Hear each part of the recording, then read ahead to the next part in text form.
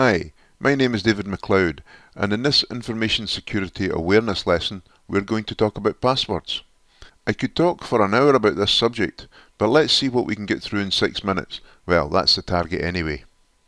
Today we'll talk about what is a password, why does it need to be so long, why can't I use common words, names and birthdays, how do I pick a hard to guess password, why can't I use the same password for all my accounts, and lastly, what tools are there to help me?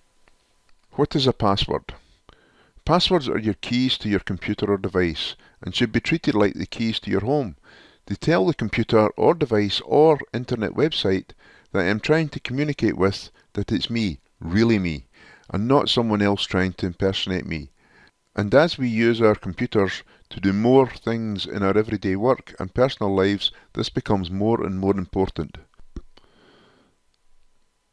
According to Google, the current top 10 passwords are 123456, password 12345678, QWERTY, and so on. This is a recent review of commonly used passwords. Number 1 and number 2 are unchanged from last year. Number 3 is up one place, and so on, which makes them pretty predictable. Is yours there? The reality is that for most of us, passwords are a pain in the bum. But passwords are extremely important. As I said, they are the keys to our digital identity. In the same way our front door keys protect us at home, they protect us online and need to be kept safe and private. One analogy that I heard recently was that passwords need to be treated like your underwear. Have more than one, don't just reuse one pair all the time. They should not be left on your desk in the office, or on a post-it or a notepad, nor left in your desk drawer, or hung on your computer screen. Don't share them with your friends, even close ones, and definitely change them regularly. If someone gets your username and password, as far as your device or the internet is concerned, they are you, and anything they do with that password was you, and you will have a lot of work to do convincing anyone it wasn't you. And depending on which account they get access to, they can send email, take out loans, buy stuff from your online shopping accounts. I have even heard of someone renting out the use of Netflix accounts. Why does it need to be so long? How do the bad guys crack our passwords? Well, when you try to log into most sites on the internet, they usually ask you for your username and password, and they lock your account for a period of time after a limited number of guesses. But the websites and the computer networks have to store your password somewhere to check against what you type in at login, and this can be where the problem starts. This is usually stored in a hashed format, looking something like this. Hashing algorithms are usually cryptographic in nature, but the principal difference is that encryption is reversible through decryption and hashing is not. However, if you hash a given password twice, then you will get the exact same result. So the bad guys have software that will hash random sequences of alphanumeric letters at the rate of many millions of attempts per second and match the hashes, and when they get a match, they know what the password was. It's kind of like reverse engineering. An example of this type of software is a program called Hashcat and can be downloaded freely and legally from the internet. A key piece of information here is, the longer the password is, the longer this process takes to run. A short password, 8 or fewer characters, can be matched in hours, where 10 or more characters, dependent on how many characters, can take weeks, months or even years, by which time you should have changed your password anyway. What compounds all this is that the websites we give our usernames and passwords to for login purposes have not demonstrated a particularly good track record at keeping our usernames and associated hashes private, with one after another announcing they have been hacked and lost our information to the hackers. If you're unfortunate enough to have your username and hash password in one of the hundreds of millions already stolen, they will be able to unlock your password given enough time, and that depends on password length. Why can't I use common words, names and birthdays?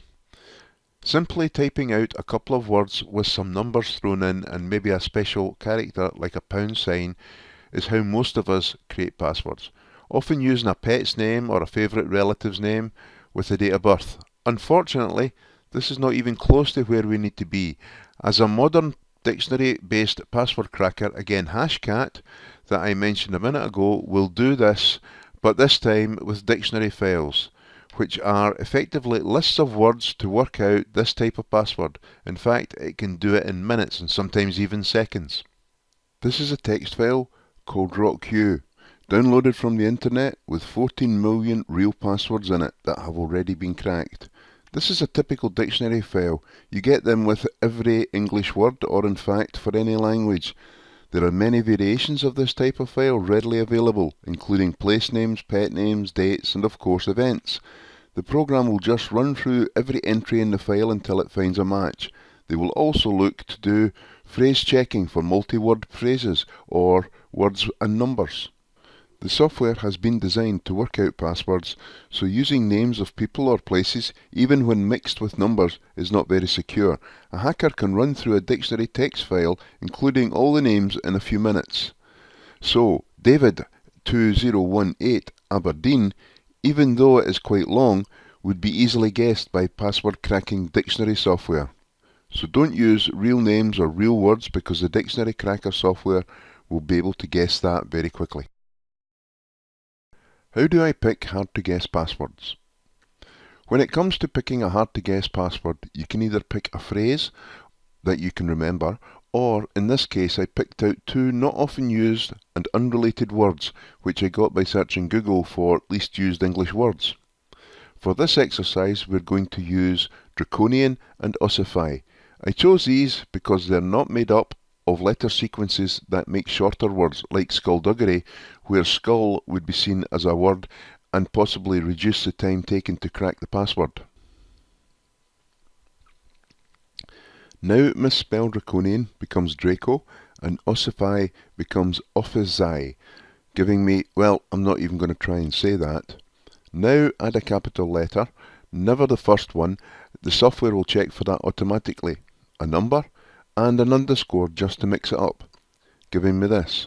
A 15-character password with the variations we added, and it should still take a very long time to crack it. That works. But who can remember a dozen of those? Not me. We will look at some tools to help later on in the video. Why can't I use the same password for all my accounts? A problem can occur when we use the same username and password for multiple sites. And this is the bit that hurts us directly. When our credentials get cracked by the bad guys from one site, they will then run a piece of software that will try our username and password against a list of accounts across the internet. They will try bank logins, Amazon, eBay, PayPal, and a whole host of others from online shopping to Netflix. You will probably recognize a number of these login screens. We all have them. Once the bad guys have access to your accounts, they can do anything you can do. They buy things, read private messages or emails. In fact, to all intents and purposes, they are you. This is why we need different passwords for each account. It can be quite disconcerting to see emails flying about with your name on them that you didn't send. Lastly, what tools are out there to help me? There are three main areas where there are tools that are commonly used to help with passwords: biometrics, multi-factor authentication, and password manager. Biometrics. These are readers using your fingerprint, iris recognition from your eye, voice and facial recognition to replace the need for a password. They all work to different degrees of success, although I have to say the voice recognition with my accent hasn't worked particularly well for me. Biometrics need a reader, and in many cases this can be your mobile phone, but it does mean that you will probably need an app for each site that you want to log into. I was speaking to a colleague yesterday about his fingerprint reader, and his comment was that each time the software gets upgraded he needs to reset it, and for that he needs his password. Multi-factor authentication is another tool that's there to help us. The most common version of this is based on something you have, your mobile phone for example, and something you know, the password. The site sends you a one-time code to your mobile phone, you put that into the login and your password, and you get access to the site. This tends to be a one-site only solution. Same as biometrics, you could end up with many versions of this on your mobile phone. Lastly, password manager. This is a bit like using your keyring. Using this tool to my mind is the best choice for your personal life. There is a number of free password managers out there which do a decent job. They will help you to create hard to crack passwords, and better still, remember them all for you. All you have to do is remember the one password for the manager. I personally use one of these to remember my passwords. It took a bit of setting up, but I couldn't do without it now. Well, that's us at the end of this video. I didn't quite make it in 6 minutes, but thanks for your perseverance. I will be doing a video purely on password managers in a couple of weeks, so you might want to look out for that, or better still, subscribe below and click on the bell so that you'll get notified. And thanks for watching and stay safe.